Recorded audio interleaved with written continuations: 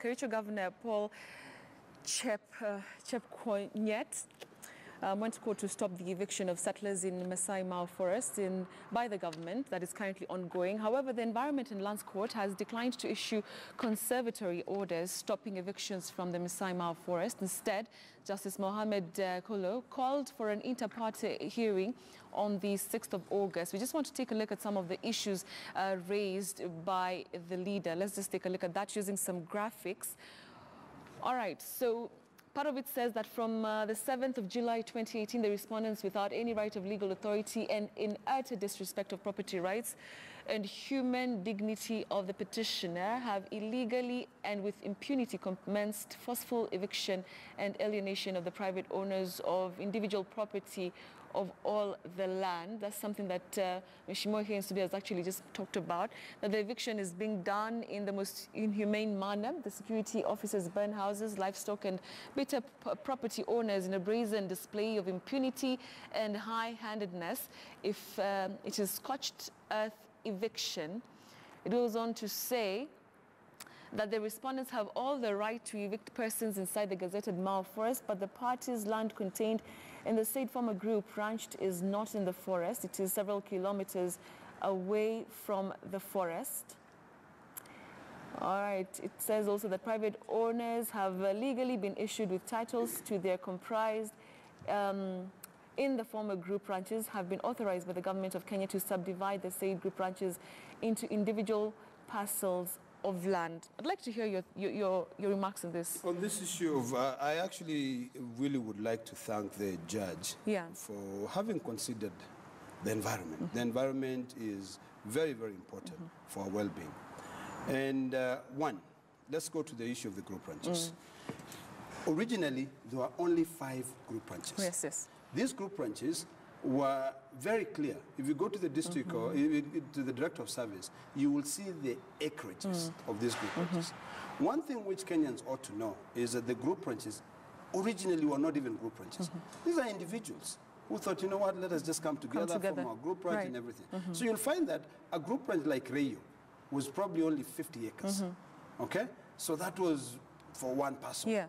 Okay? But then, for that now illegality to come in, that one group ranch, which was 50 acres, was extended to almost 800 acres. Then people were given title deeds from the 50 acres to the entire 750 acres. They're illegal.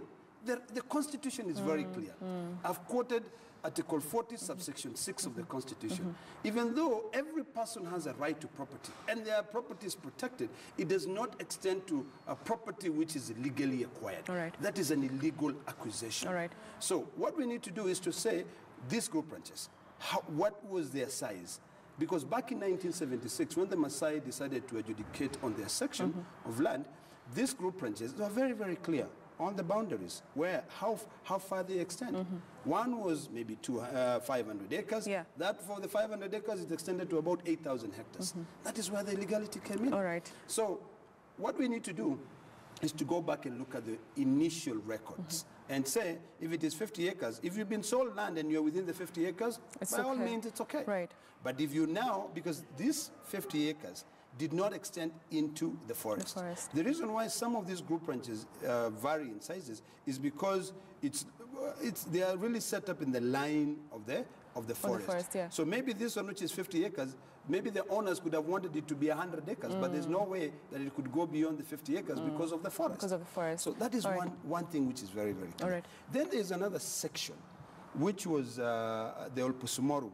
Because when you look at the Mau, for instance, for you to be able to understand, is that when you have the Olpusumoru here and you have the Maasai area here, this is a reserve.